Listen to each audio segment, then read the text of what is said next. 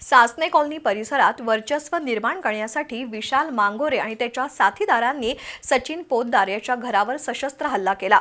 मंगळवारी रात्री घडलेल्या या प्रकारामुळे स्थानिक नागरिकांमध्ये भीतीचं वातावरण आहे।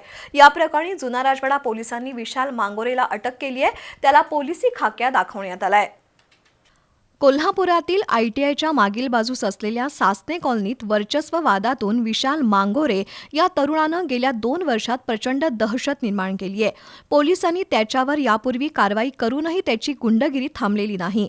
या कॉलनीलगत असलेल्या एका रिकाम्या जागेवर विशाल मांगोरे याच्यासह त्याच्या गँगमधील तरुण दारू आणि गांजाची पार्टी करतात। या टोळीच्या दहशतीमुळे स्थानिक नागरिकांना रात्रीच्या वेळी जीव मुठीत धरून घरात बसावं लागतंय। मध्यंतरी जुना राजवाडा पोलिसांनी या टोळीची धिंड काढली होती, पण त्यानंतर पुन्हा विशाल मांगोरे गुन्हेगारी वर्तुळात सक्रिय झालाय। गेल्याच आठवड्यात त्यानं सासने कॉलनीतील पोद्दार यांच्या घरावर सशस्त्र हल्ला केला होता। त्यावेळी पोद्दार यांच्या घरात कुणीच नव्हतं। त्यावेळी त्यानं एका दुचाकीची प्रचंड तोडफोड केली होती। त्यानंतर मंगळवारी रात्री पुन्हा एकदा विशाल मांगोरे आणि त्याच्या साथीदारांनी पोद्दार यांच्या घरावर सशस्त्र हल्ला केला।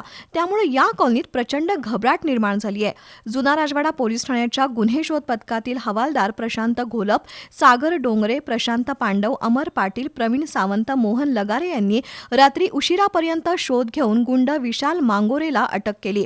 त्याला पोलिसी खाक्या दाखवण्यात आल्या, तर न्यायालयानं मांगोरेला 2 दिवसांची पोलीस कोठडी सुनावली आहे। दरम्यान त्याच्या आणखी एका साथीदाराला पोलिसांनी आज अटक केली आहे, तर अन्य तिघांचा शोध सुरू आहे। शस्त्राचा धाक दाखवत हल्ला करून दहशत माजवणाऱ्या या टोळीवर मोकाची कारवाई व्हावी अशी स्थानिक नागरिकांची मागणी आहे।